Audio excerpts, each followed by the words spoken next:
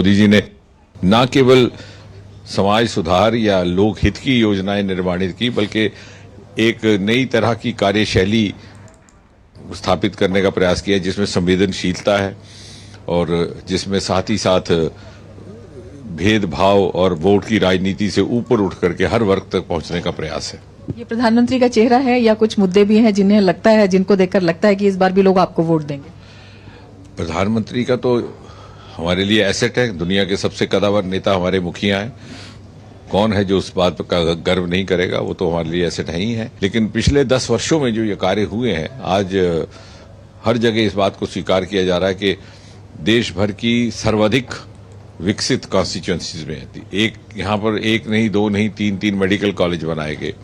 राष्ट्रीय स्तर की इतनी योजनाएं कि सारा दिन लग जाता है गिनवाने में। यहाँ पर उत्तर भारत का पहला इंडस्ट्रियल बायोटेक पार्क, उत्तर भारत का पहला नमामि गंगा की तर्ज पर नदी सुंदरीकरण का देविका प्रोजेक्ट, उत्तर भारत का पहला होम्योपैथी कॉलेज, यहीं से पर्पल रेवोल्यूशन ने जन्म लिया, लेवेंडर स्टार्टअप जिसकी झलक आपने 26 जनवरी को कर्तव्य पथ पर देखी। ये सभी इसी कॉन्स्टिट्यूशन। एशिया का सबसे लंबा सुरंग रोड टनल नाश्री और चननी का, और दूसरी तरफ दुनिया का सबसे ऊंचा रेल का पुल जिसका उल्लेख G20 में भी हुआ था।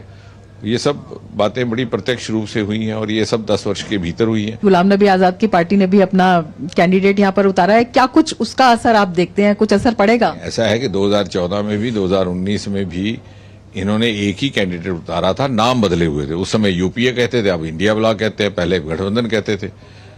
और पिछली बार भी इस सीट पर जम्मू कश्मीर की आज तक की रिकॉर्ड मार्जिन की हमें विजय प्राप्त हुई थी और मुझे विश्वास है कि इस बार भी हम पहले से अधिक मार्जिन से ये सीट जीत करके मोदी जी के 400 प्लस के आंकड़े का एक हिस्सा बनेंगे। पहली बार सुंदरीकरण का प्रोजेक्ट उत्तर भारत का देविका नदी को मिला है, उसमें कुछ उठाने लायक तो है ही नहीं।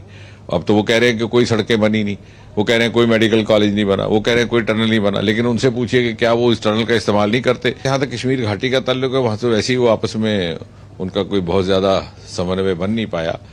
यहाँ पर उन्होंने प्रयास किया है, लेकिन जैसा मैंने कहा कि पिछली बार भी हम इसके आदी हो चुके हैं।